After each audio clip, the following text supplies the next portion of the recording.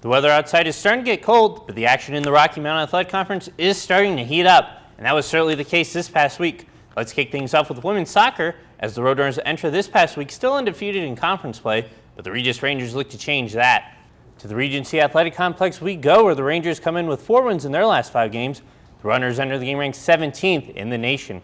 Chance from Metro, Tess Hagenlock with the nice feed over to Carissa Price, who uses her noggin to get it in, and Metro with the 1-0 lead, and Price was not done.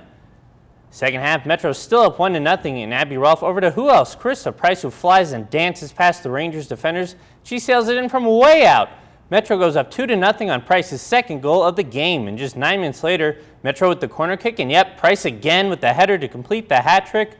She now has 7 goals on the year, and Jordan Post would add a goal late to give Metro the 4-0 win. But Carissa Price, how about that hat trick? Seriously, could never have even imagined scoring a hat trick against Regis. Just for our team to score as many goals as we did against Regis is incredible. They're an amazing team. They're always so competitive with us and match up to us so well. After the game, the Runners traveled to the campus of Colorado Mesa to play the Mavericks, and Metro was down 1-0 for most of that game, but then they scored 2 goals in the last 8 minutes of the game for the unbelievable victory.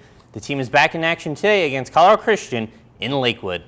Now to the men's soccer team, where Coach Ken Parsons has his team off to a solid start, but this week the team would have to go down to Durango and face the always tough Fort Lewis Skyhawks. And this game was nothing short of competitive. Metro struck first with a header from Pierce Galan, go up 1-0. Then Dustin Berg tapped one in before the half to put the Roadrunners up 2-0 at the intermission. But Fort Lewis would add 2 second-half goals by Yanis Becker and Luke Lawrence to force overtime. However, in OT, the Skyhawks would give up an own goal, and Metro escapes Durango with the victory 3-2 and improved to 8-1-2 overall. Now after that game, Metro would play Adams State in Alamosa and would win 2-1 in another overtime battle. The team is at home tonight against UC Colorado Springs starting at 7. So as the soccer team seasons are in full force, Metro State Women's Golf is winding down their fall season. This past week, the team headed to St. George, Utah to take part in the Dixie State Fall Tournament. The team would finish in 6th place out of the 12 teams over the 2-day tourney. Metro sophomore Cha-Cha Wilhoit would finish 12th, shooting 12 over par, and would finish with a total score of 158, while Metro senior Natalie Gallagher finished 14th with a total score of 159, which was good enough for 13 over par. The team will be back on the links next spring. Now on to some volleyball. After losing to Colorado Mines, the Roadrunners would drop to 25 in the nation.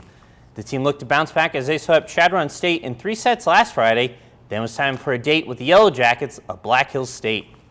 Metro enters the game with a 14-3 overall record, and Black Hills comes in vying to get their first ever win at the Auraria Event Center.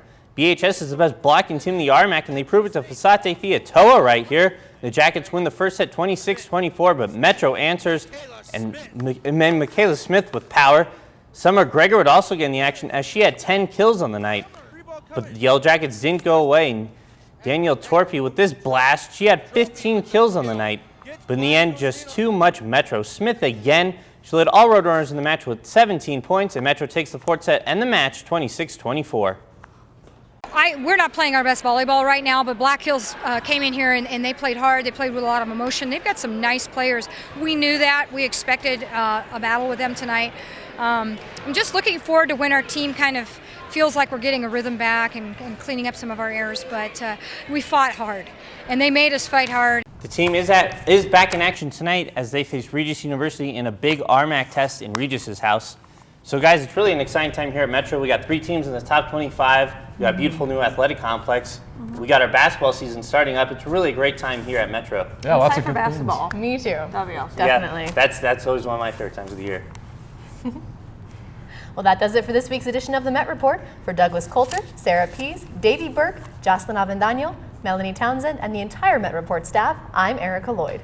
And don't forget to check us out on mymetmedia.com. Follow us on Facebook and Twitter at the Met Report. See you on campus.